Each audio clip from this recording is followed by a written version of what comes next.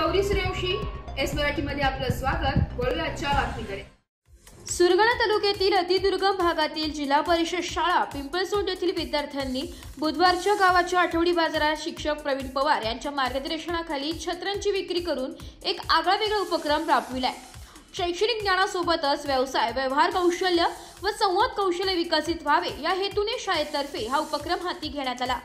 विद्यार्थ्यांनी स्वतः ग्राहकांशी संवाद साधून छत्रांची विक्री केली आहे। ग्राहकांनी या उपक्रमाचे कौतुक केले।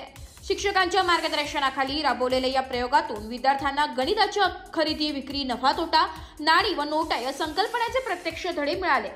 विद्यार्थ्यांनी केवळ पुस्तकापुरते मर्यादित न राहता व्यवहारातून शिकावे हा आमचा हेतू होता। त्याला उत्तम प्रतिसाद मिळालाय अशी माहिती मुख्याध्यापक रवींद्र भोये यांनी दिली आहे।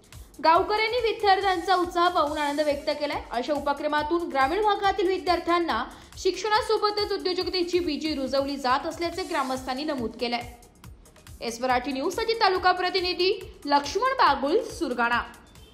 अशाच नवीन ताज्या घडामोडी जाणून घेण्यासाठी आमच्या एस मराठी न्यूज चॅनलला लाईक करा, शेअर करा, सबस्क्राइब करा आणि बेल आयकॉनला क्लिक करायला विसरू नका।